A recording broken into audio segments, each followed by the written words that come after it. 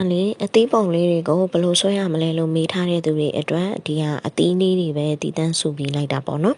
အခုဒီမှာသုံးထားတဲ့ရောင်စုံလေးဆိုရင်အဲ့ဒါရိုးရိုးရောင်စုံခဲတံဖြစ်ပါတယ်ရှင်အဲ့တော့ဆိုင်နေမှာလည်းရောင်စုံခဲတံလို့ပြောပြီးဝယ်လို့ရပါတယ်ခဲတံလို့ခြုံလို့ရတာပေါ့နော်အခုဒီဟာကတော့ဘောပင်လိုမျိုးလေးမင်းဆိုဘောပင်လိုမျိုးပုံစံနဲ့ဆွဲထားတာဖြစ်ပါတယ်ပြီးသွားရင်အယောင်ချယ်တဲ့အခါမှာကိုကြိုက်တဲ့အယောင်နဲ့ချယ်လို့ရပါတယ်နော်အရင်ကတော့ soft pen လေးတွေနဲ့ဆွဲတယ်ဒီမှာသူကဘောပင်လေးနဲ့ဆွဲပြထားတယ်အခုအယောင်ချယ်လိုက်တဲ့အခါမှာ soft pen လေးကိုအသုံးပြုထားတာဖြစ်ပါတယ်အဲ့တော့ကိုကစာရေးကိရိယာဆိုင်မှာရောင်စုံခဲတဲ့ရောင်စုံ soft pen အမျိုးမျိုးဝယ်လို့ရတာဖြစ်ပါတယ်ရှင့်ဒီမှာဆိုလို့ရှိရင်လည်းသူကအခုစောနာလိုပဲဘောပင်လေးနဲ့ဆွဲပြတယ်ပြီးသွားရင်သူကအယောင်ချယ်လိုက်မှာဖြစ်ပါတယ်ဒါခဲတံနဲ့ချယ်ထားတာနော်ရောင်စုံခဲတံဆိုရင်ကျမတို့ခြုံလို့ရတယ် soft pen ဆိုရင်တော့ခြုံစရာမလိုဘူးပေါ့နော်ဒီလိုပုံစံမျိုးလေးတွေဆွဲလို့ရတာဖြစ်ပါတယ်ဒီဟာကနက်နက်သီးပုံလေးကိုဆွဲပြထားပါတယ်ဒီပုံစံတွေအကုန်လုံးထဲမှာ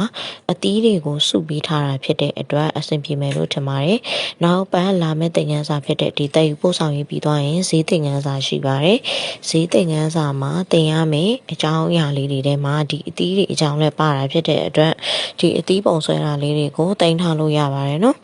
တစ်ခုချင်းစီမှာချေရမယ့်အယောင်လေးတွေကိုပါပြထားတာဖြစ်တဲ့အတွက်ဆရာမတွေရောကျောင်းသားတွေရောအတွက်အဆင်ပြေမယ်လို့ထင်ပါတယ်ရောင်စုံချယ်တဲ့ပုံစံကလည်းဒီထဲမှာဆိုရင်တော်တော်စုံလေးပါတာမို့လို့ကျွန်မဒါလေးကိုရှာပေးထားပါတယ်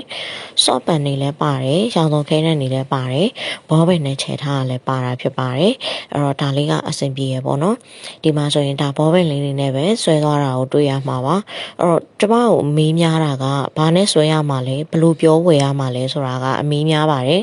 အဲ့တော့ဒီမှာပြထားတဲ့ပုံစံလေးတွေအတိုင်းပဲကျွန်မအခုပြောခဲ့တယ်ရောင်စုံခဲတဲ့ရောင်စုံ soft pen ရိုးရိုးမင်းစုံဘောပန်ဒါမျိုးတွေကိုဝယ်ပြီးတော့ဆွဲလို့ရတဲ့ပုံစံဖြစ်ပါတယ်အယောင်ကတော့ကိုကြိုက်တဲ့အယောင်တွေရွေးချယ်ပြီးတော့သုံးလို့ရတာပါဒီမှာဆိုရင်သူဖျဲသီးကိုအမဲလေးတွေနဲ့လောက်သွားတာတွေ့ရမှာပါအဲ့တော့ရောင်ချယ်တာတွေကရောဘယ်လိုမျိုးလဲဆိုရင်ကိုယ့်ရဲ့ပတ်ဝန်းကျင်မှာမြင်နေတဲ့ပုံစံအတိုင်းခလေးမြင်တဲ့ပုံစံအတိုင်းဆွဲတာပိုကောင်းပါတယ်